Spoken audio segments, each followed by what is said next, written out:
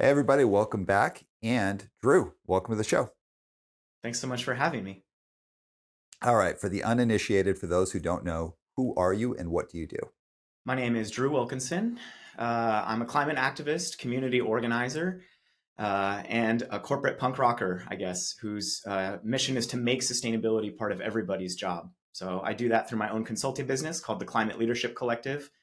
But I've tried doing this work in lots of different places, in nonprofit world, in corporates, in big tech. And so now I try to figure out how to do it everywhere all at once, I guess. Heck yeah, man. All right, tell me about this business that you founded. Like, what is it and what does it do? Yeah, so I work in a small corner of corporate sustainability called employee engagement. And so that's, of course, not like a new concept. Employee engagement's been around forever, something that HR professionals traditionally do, right? It's about creating a meaningful connection with your workforce, ensuring that they understand what your company is doing, what its values are, really making sure that they can sort of bring your culture to life.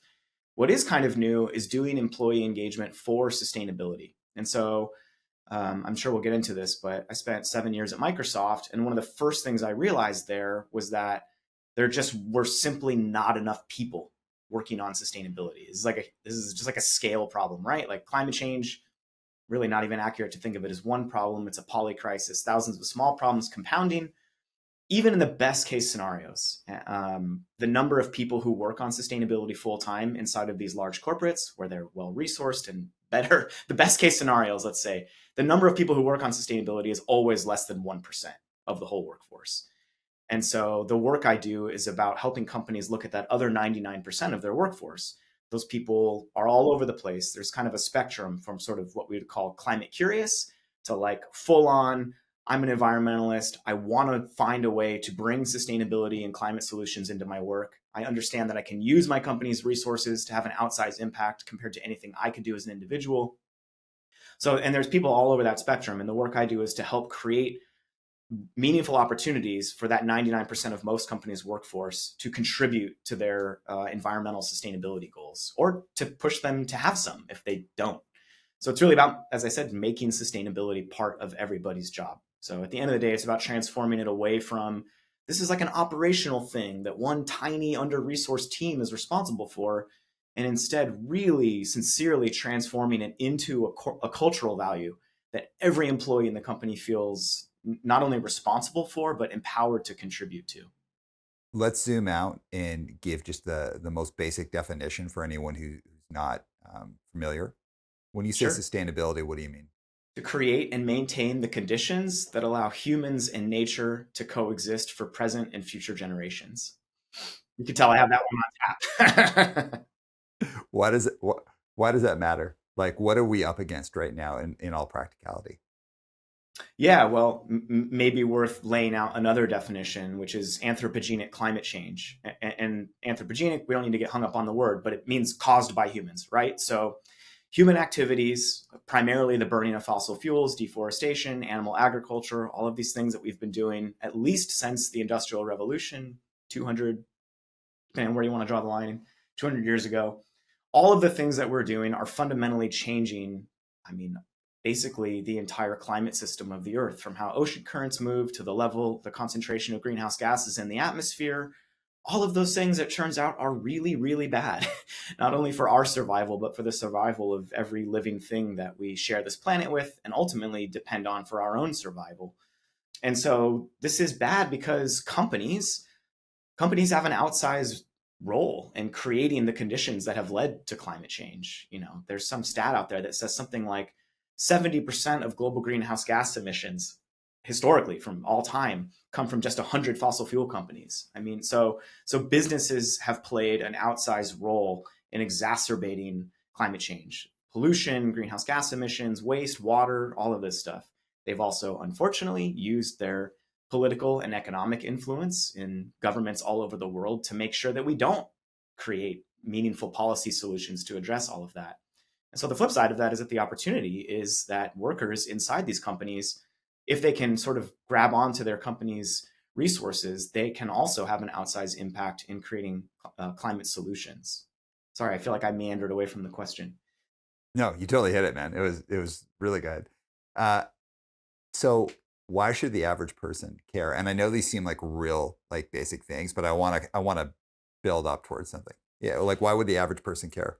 Yeah, well, if you, by now, most of us, even in the first world where we live in a bubble of privilege and, we're not, most of us are not food or water insecure. By now, most of us have experienced a climate related weather disaster firsthand. You and I live in the Pacific Northwest. You and I have choked on wildfire smoke for weeks on end, in what is now called smoke season, something that didn't even exist, 10, 15 years ago. Most of us have experienced a flood or a drought or open up the news headlines today. And like what Al Gore loves to say, it's like a tour through the book of Revelations every day.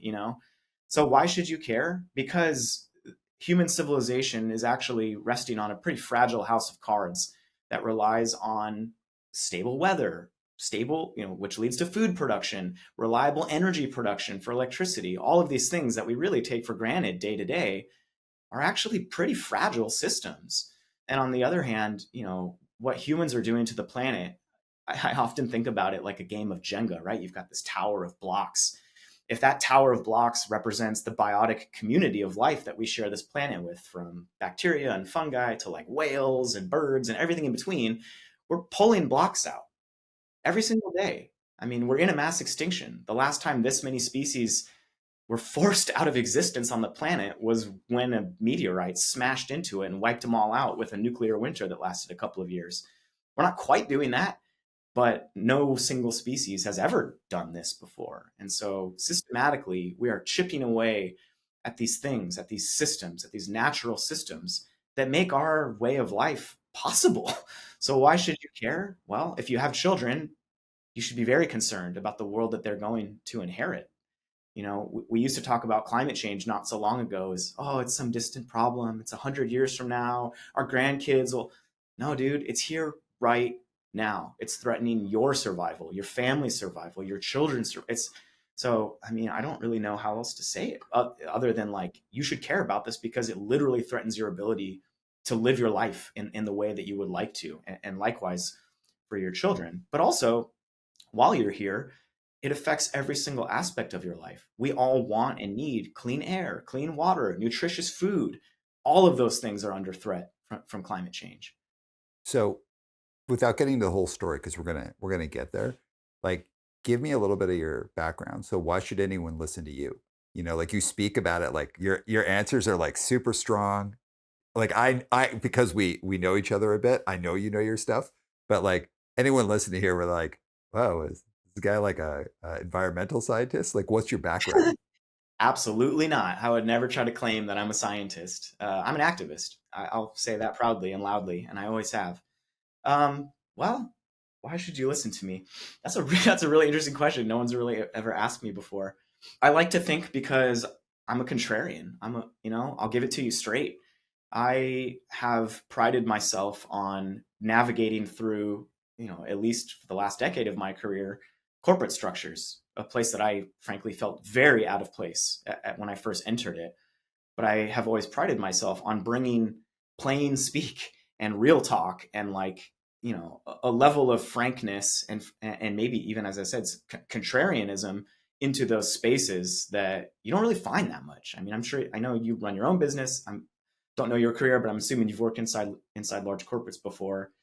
There's a whole lexicon, there's a whole language inside of corporations about how you talk, and it's mostly just a lot of words that don't mean anything. It's the way that lawyers and politicians speak, right? You say a lot without actually saying anything. And so why should people listen to me? Because I'm bringing it to them real. I'm not going to sugarcoat things. I have a class consciousness that I bring into a lot of my work. I have a contrarian spirit that comes from punk rock.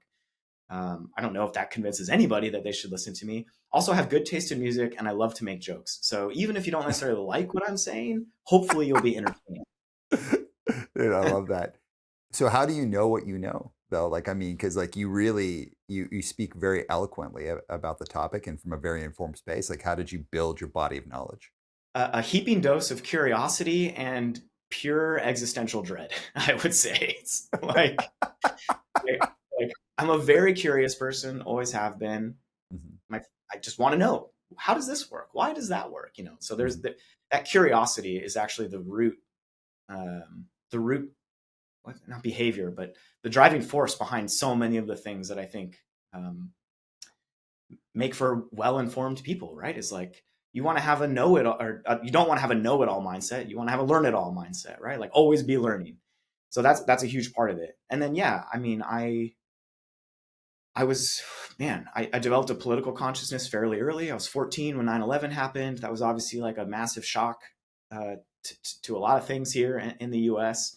And so, as the dust settled literally on that, it's like, well, why did people do that? Why would people slam planes into buildings? And then, just a year or two later was like wearing a "Not My President" shirt and protesting the war in Iraq and calling Bush a war criminal, as a high school kid at a time when, after 9/11, the hyper patriotism, the chest beating in America was like, I mean, I got beat up by a bunch of jocks. Let's just put it that way.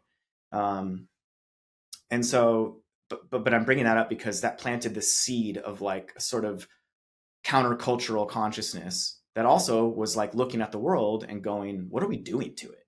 You know, what are we doing? We're killing the planet. Who's killing the planet? Well, it's not everybody. It's a lot of certain people have a lot more influence and power and benefit from it. And so all of those things just kind of like built up this mindset of really wanting to challenge authority openly and finding different arenas to fight those battles in. From, my early career was in environmental nonprofits. I did a stint with Sea Shepherd on a boat. So I've done direct action, I've done marches, I've done protests. And in the last 10 years, I've tried taking that same spirit into the belly of the beast inside corporate America. And I'm really fascinated with how far can you push a power structure like that from the inside? To which I have quite a few answers to that now after running a lot of experiments. Good.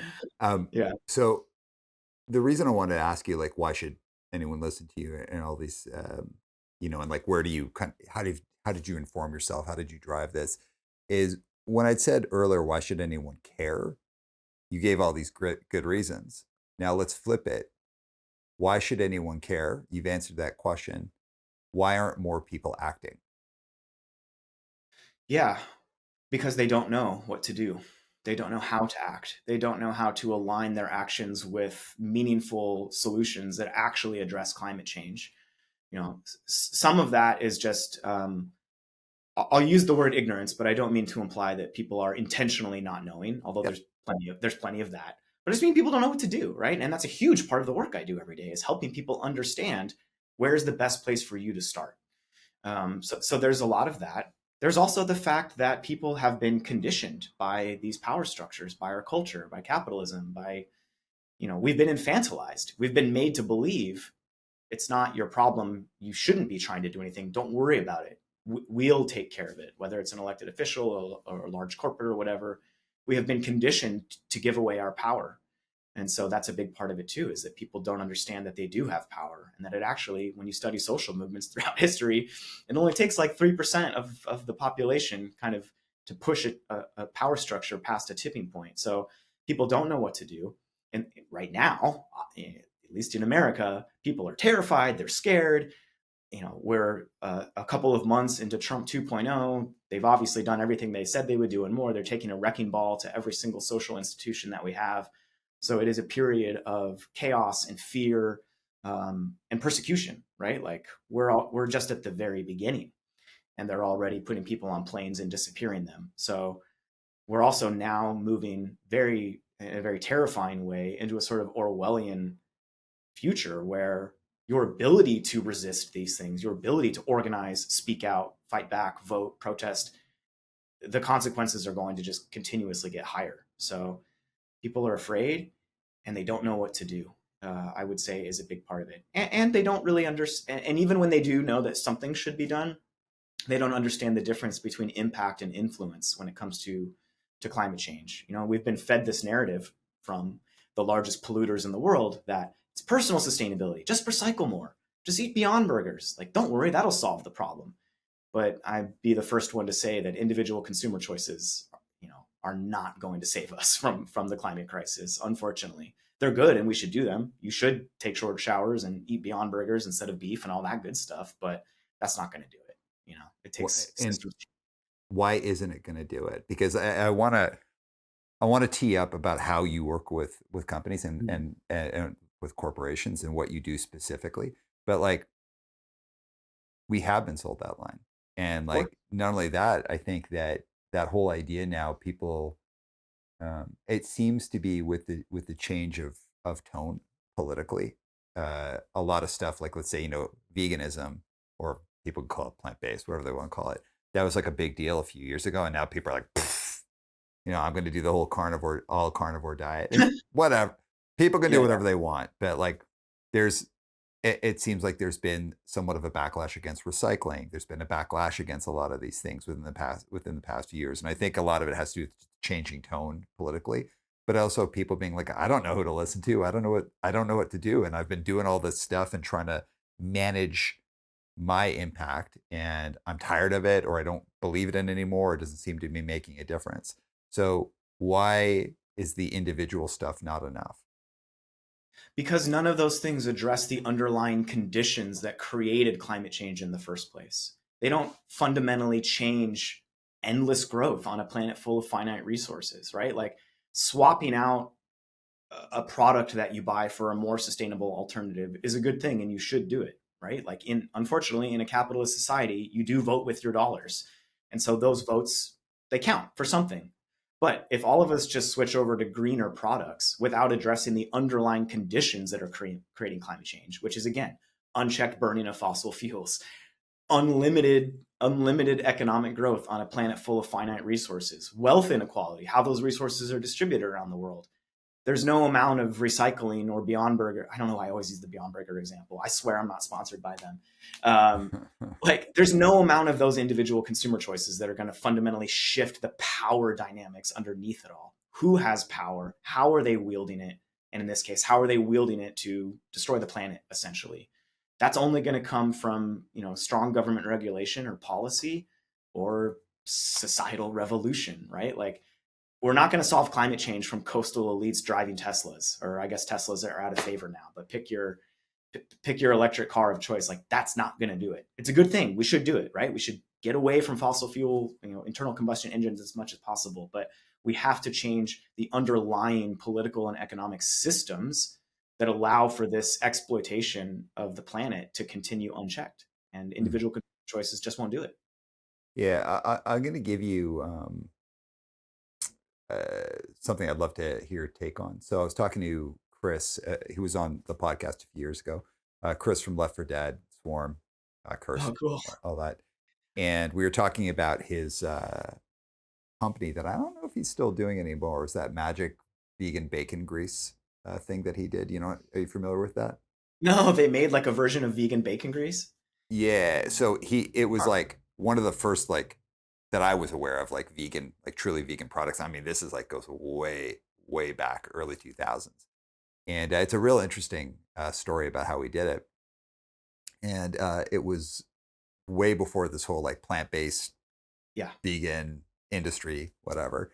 And it totally kicked off and people were super into it. And he was like selling a ton. He was like getting into Whole Foods and like, people were interested in investing and all that. And he made an intentional decision to scale back the business rather than get bigger and bigger and bigger. And he had magic vegan bacon grease. And then he had this thing called Parmageddon, which was like fake Parmesan.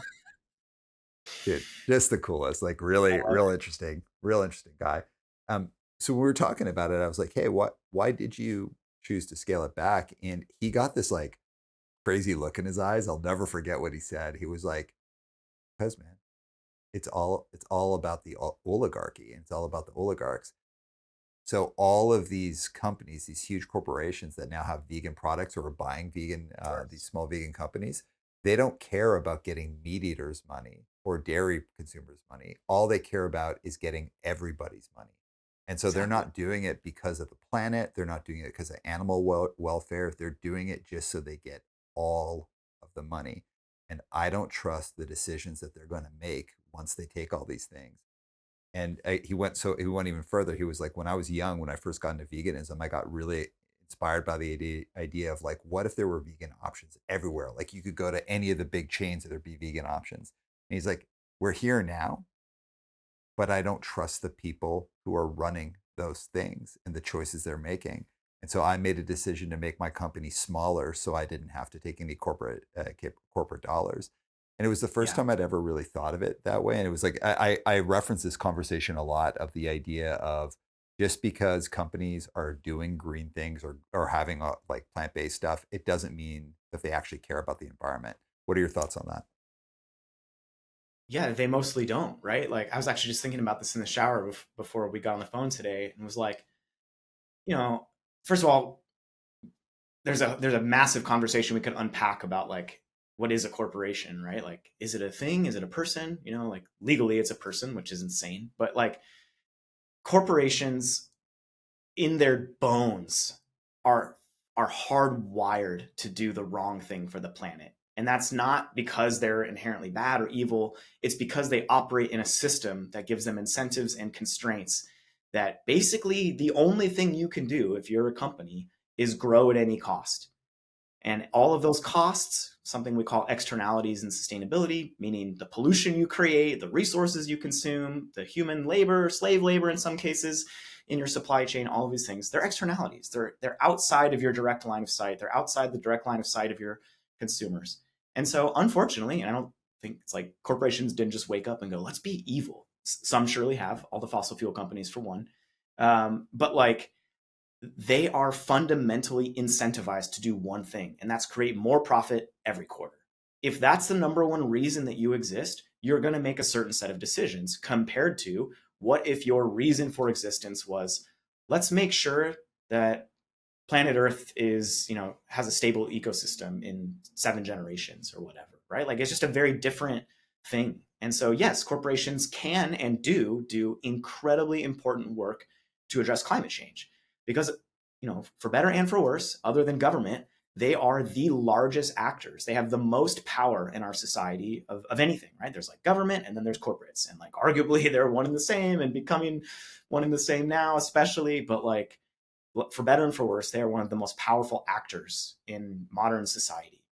There aren't that many $1 trillion you know what I mean? So like they can literally move markets. And so they can and do really incredibly useful, beneficial, necessary things to address climate change. But the good they do is always overshadowed many, many times over by the harm they cause to the environment. And that's just the nature of having an economic system that is based on a fantasy.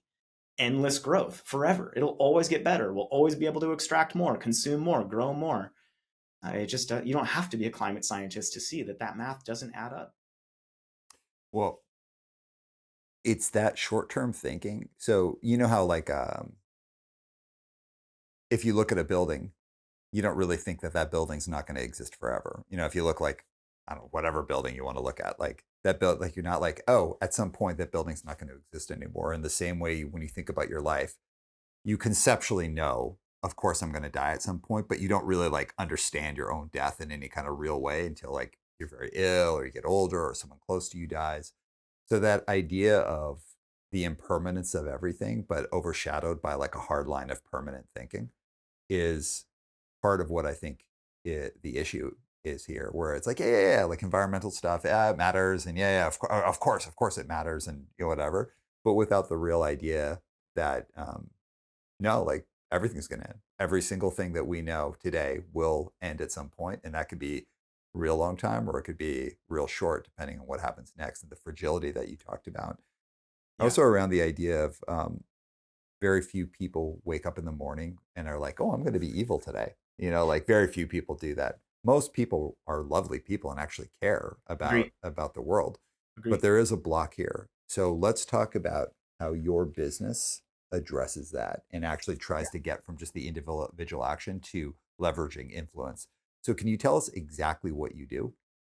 Yeah. So I'm a consultant, which in the last 2 years of trying that hat on and being like, I guess I'm this now, really just means I'm a subject matter expert in my little area, right? So people pay me for my expertise to say, help us make our workforce more sustainable. Help us figure out the unique ways that all of these people who make up our company who don't have sustainability in their job titles, don't have sustainability in their job spec, how do they contribute? What's the intersection of all of these various jobs and roles and disciplines that are, exist in most companies? Like most companies have, project managers and now software engineers and HR professionals. And like, how do you help those people understand how the work they do intersects with sustainability? How do you make sustainability part of everybody's job? So that's what I do. I work with companies to do that, both top down, and I work bottom up with employees. They can't pay me, so I offer those services for free because I believe in it, because that's how I started, right? Like I started as a bottom up employee that had no power and no influence inside of a corporate structure, but was eventually able to gain both. Um, and really, when you want to help make sustainability part of an organization's culture, you, just like anything, you need both, right? You need top down and bottom up efforts happening in concert at the same time. So I work top down with companies, often sustainability teams, but sometimes others, HR and all of that, cross functional groups of people, to create the incentives and conditions that allow for employees to get involved in sustainability in some way. Many times in a corporate structure, employees just need to be explicitly told, you're allowed to work on this, right? Like if it's not in your job spec and not in your job title, why would you assume that you should be working on it, right? Like that's just not how it works.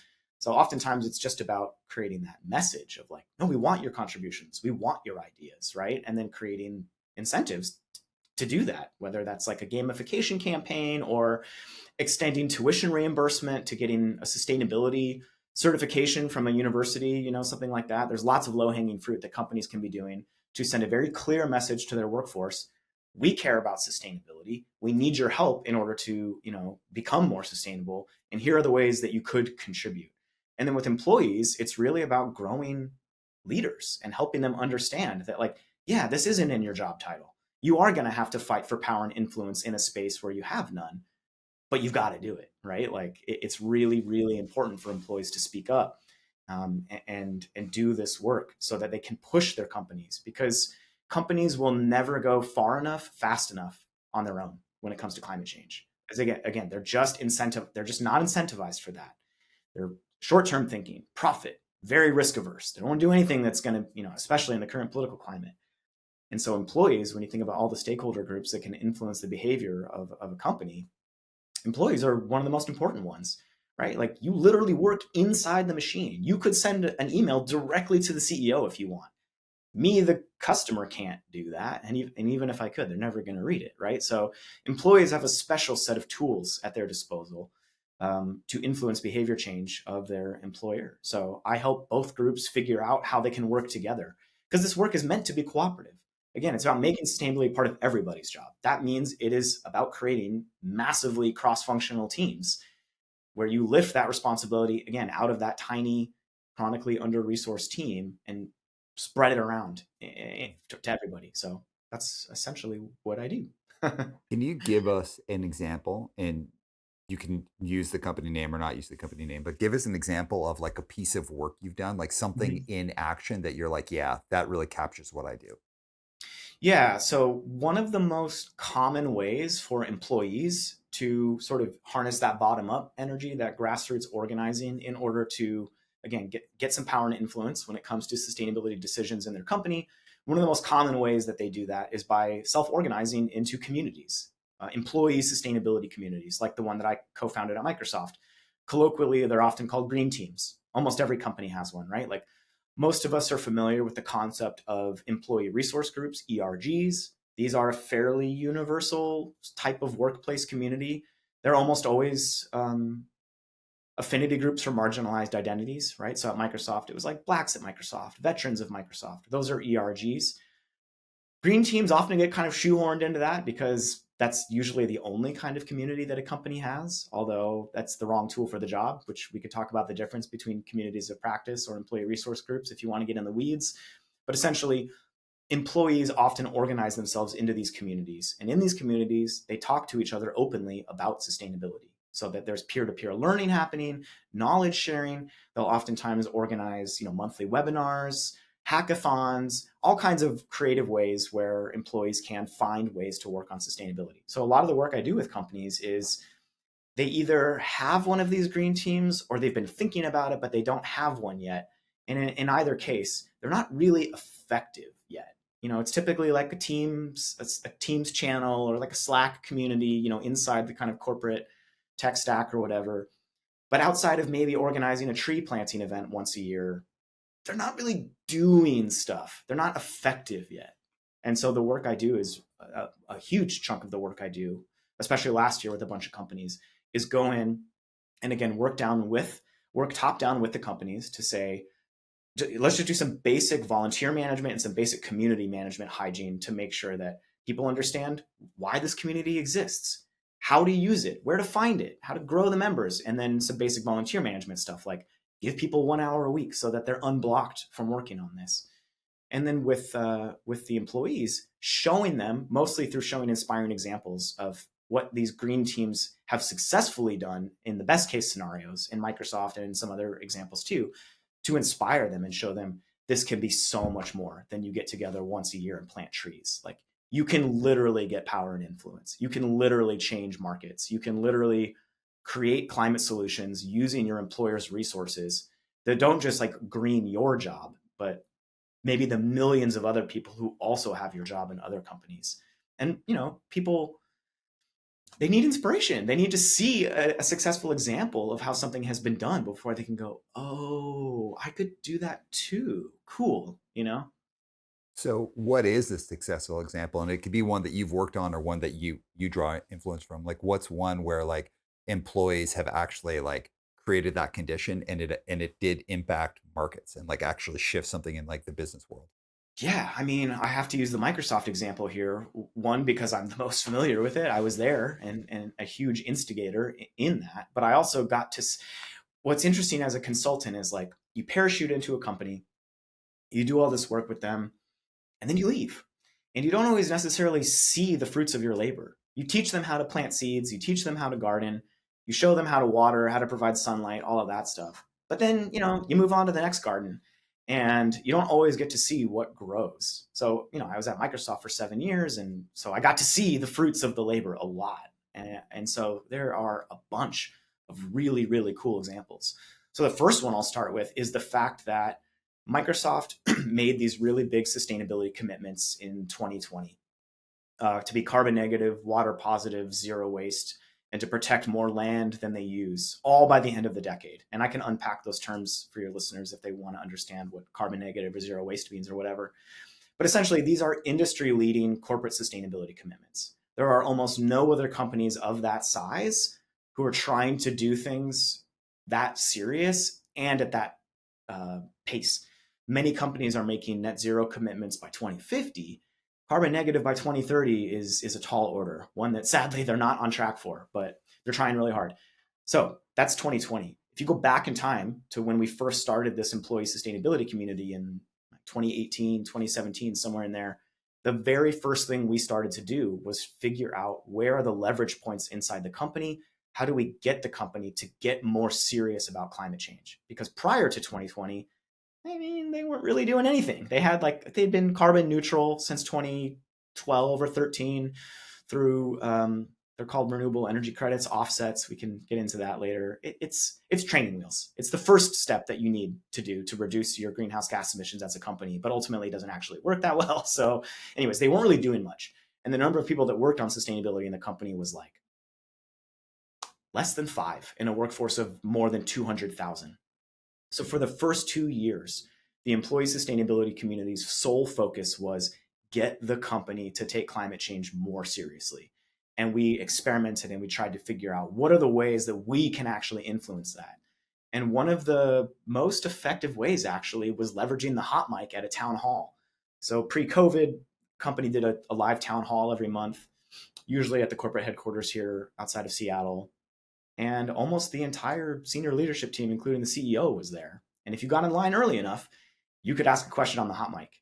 And so we hit them like 6 months in a row with sustainability questions. And so for 30 seconds worth of effort, we elevated the conversation on why is this company not doing more for climate change in front of the entire company.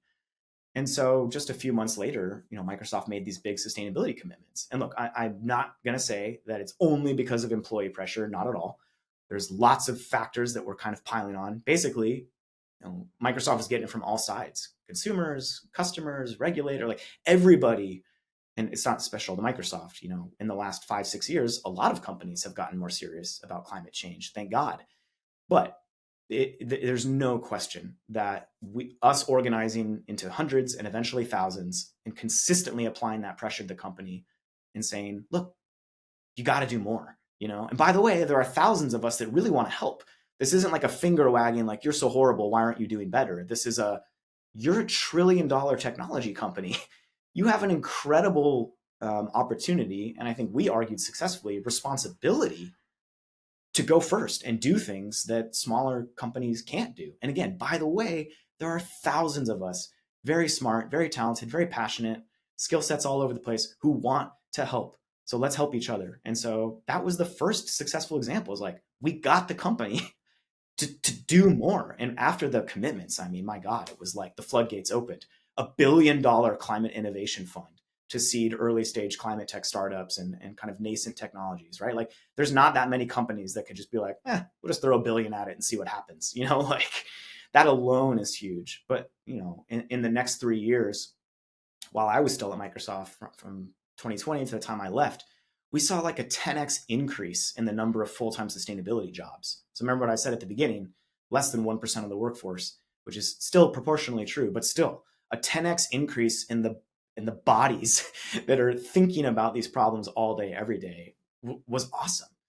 And then I can go deeper if you want other specific examples about how individual roles and functions, software engineers being maybe the best example we have, figured out how to do this, not just for them as individuals, but for their entire discipline.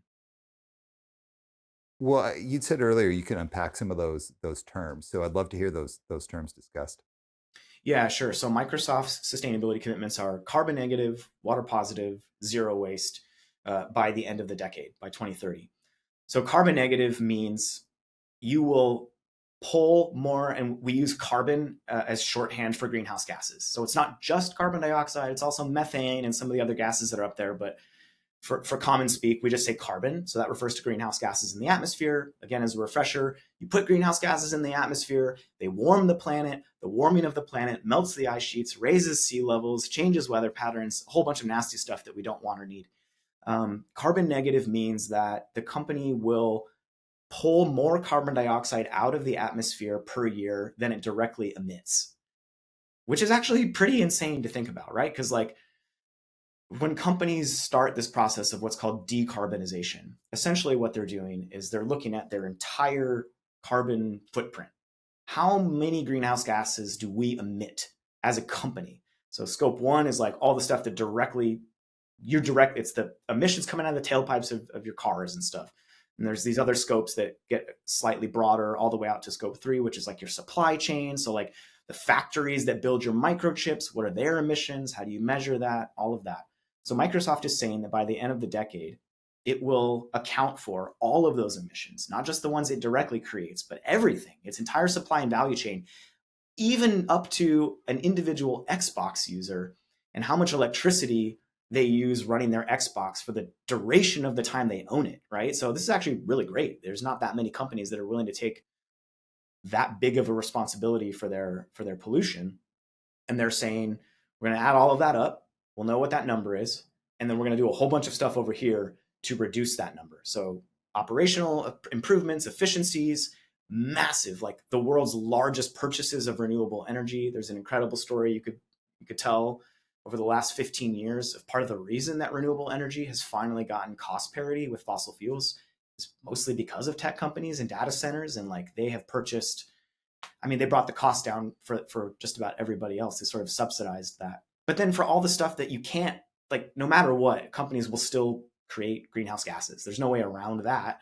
So what do you do with the remainder of the stuff that you couldn't just kind of like reduce? So that's when you start to get into, you know, purchasing credits, carbon credits, where you as a company will say, okay, we want to pay this landowner to protect, you know, how many hectares of forest, because we know that those trees will pull X amount of carbon dioxide out of the atmosphere. And so that's one way to do it. Those are called nature-based solutions. But increasingly, we're getting into an era where human-engineered solutions to physically suck greenhouse gases out of the atmosphere are starting to spin up. They're nascent. They're very small scale. They unfortunately require more energy to run than what they actually remove, but companies like Microsoft are investing in that, because that is probably going to be a really important part of the mix. Is like, you'll never be able to plant enough trees to pull 200 years worth of greenhouse gases that humans have put into it out. And so you're also going to need like these engineered solutions. So anyways, a rambling answer, but Microsoft is trying to, through a combination of nature-based solutions and engineered solutions, be carbon negative. So it won't stop creating greenhouse gas emissions. That's impossible, but it will offset, capture, and remove more than it creates, year over year. For zero waste, unfortunately, it doesn't mean making no trash, because that would also be impossible for a company that size, frankly, for any of us, right? But it does mean getting a third-party certification to show that 90% of your waste is diverted from landfill. So it could be compost, it could be recycled, it could be a lot of things, but at least 90% of the waste you create is not going into landfill. And then water positive, that may be the simplest to understand, right? Like, all companies consume water in their operations, and it's not just like the sinks and the toilets, but like for heavy manufacturing, industrial processes, water is massive. For tech companies like Microsoft, data centers often use water for cooling. So they consume a sizable amount of water. And then there's some really contentious things about, like, I'm from Arizona. Land is cheap in Arizona. So is solar power. And so tech companies are building massive data centers in the middle of the desert, sucking up water from a region that's already drought prone. So what water positive means is that the company will, again, look at its total water consumption, and then through replenishment projects, recharging of aquifers, providing access to clean drinking water in other parts of the world, they will put more water back into the environment than they consume in their direct operations. And they're trying to do all of that by the end of the decade. Very ambitious, actually. So amazing. Thank you for all that. But you also mentioned that they're off track, and it doesn't look like they're right now. It doesn't look like they're going to hit it. So tell me about that. Yeah, well, with the emissions in particular, nobody has yet figured out how to decouple economic growth from rising greenhouse gas emissions. Just haven't figured out how to do that yet, right? So Microsoft is growing exponentially as a company, especially in the last 2 years, post chat GPT, right? Like, we're obviously in like a new era now. They're building on average one new data center every 3 days. Whoa. I mean, it is like, some people are calling it one of the largest human construction projects in history. Not just Microsoft, but like the data center build out that really runs the internet at this point, right? It's not just AI, it's cloud computing, it's Gmail, it's your phone. Like, the world runs on computing, and computing runs on data centers. And so that construction alone takes an enormous amount of resources, right? And then you got to think about the concrete and the steel, all of that stuff. You got to burn a lot of fossil fuels to produce that stuff, to ship it, to install it. So part of the reason that Microsoft is wildly off track, its emissions are going up, up, up, up, up, when they should be leveling off and then starting to go down in advance of, it's now April of 2025. They're growing like crazy. And it's really very difficult to decouple your growth from your carbon emissions. And in the era of AI, well, I think in the last year or so, we've seen what their answer is on, if you're really serious about sustainability, you can't grow AI the way that you are. But we know they're never going to choose sustainability over the growth of the company or AI. Again, this gets back to what I was saying earlier about how, like, even the most well-intentioned, well-meaning companies, even what we could call sustainability leaders, still operate within a system that constrains them heavily from ever choosing the thing that's ultimately sustainable if it comes at the expense of their growth or profit. And so I'm actually not as up on their water and waste commitments. I think those are a little bit easier for them. Not to be too cynical, but companies can often buy their way out of problems. And so that one's a little bit easier. But from the emissions standpoint, Microsoft uses this analogy that when they made that commitment to be carbon negative, and I was actually in the room when they did that, as an employee who had been advocating for sustainability for years, got invited to the kind of like event where they sat in the front row, and it was just like, oh my God, that's amazing. Like, they're actually going to do, so they're doing all of this stuff, but they're off track. It's really hard, turns out. Really expensive too. And that's not to say that they are doing incredible work. Like they have figured out how to do things that other companies have not. It's not to say that it's all for nothing. It's certainly not. And many of my colleagues, former colleagues, friends even, are the ones driving some of the super important, innovative work. But ultimately, the math is not adding up. Yeah. So let's talk about your business.